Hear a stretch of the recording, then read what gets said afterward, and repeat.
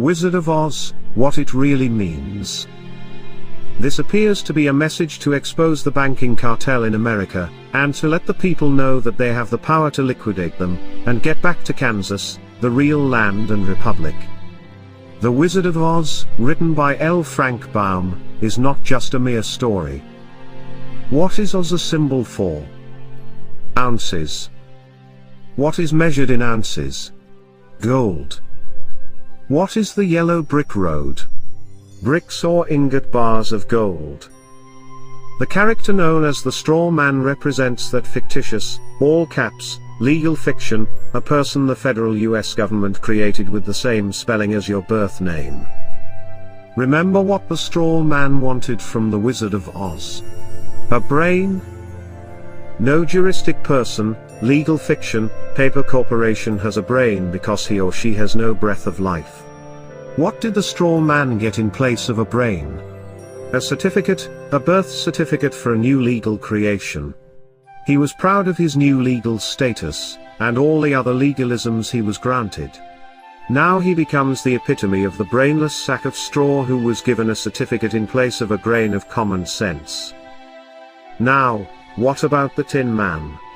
Does taxpayer identification number, TIN, bring anything to mind? The poor Tin Man just stood there, mindlessly doing his work until his body, literally seized up and stopped functioning.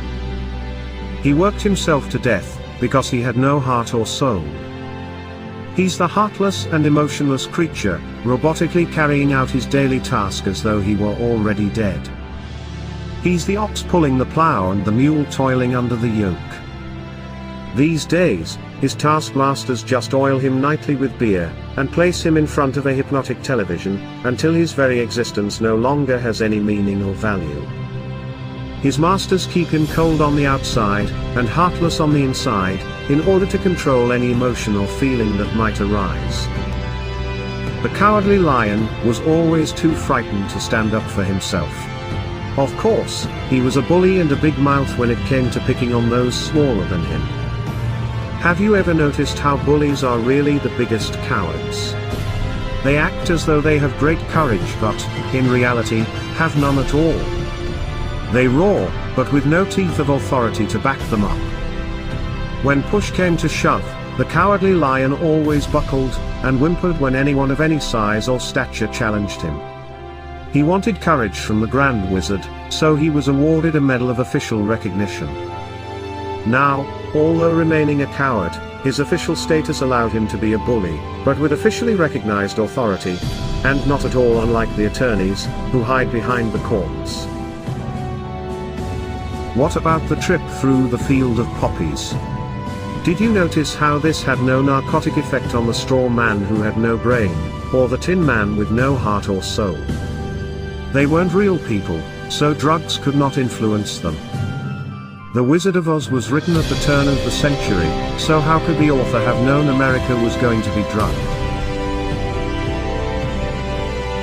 The Crown has been playing the drug cartel game for centuries. Just look up the history of Hong Kong and the Opium Wars. The Crown already had valuable experience conquering all of China with drugs, so why not the rest of the world? What was the Emerald City? The Federal Reserve System.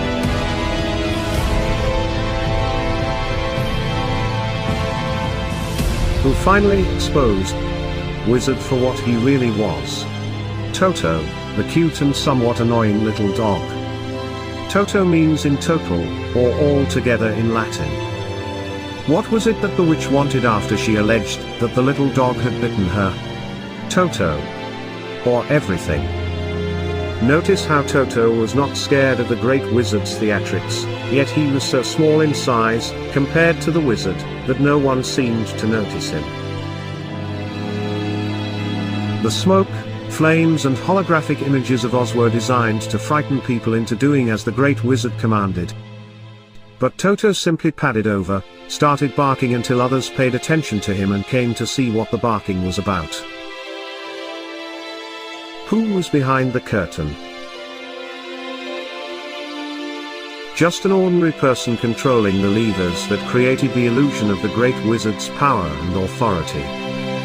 When Toto pulled back the curtain and completely exposed him, the charade was at an end. The veil hiding the corporate legal fiction and its false courts was removed.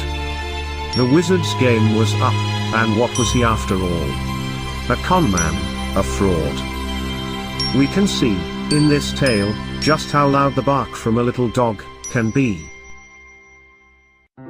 Most of us remain silent and wait to be given whatever food and recognition, if any, by our legal masters.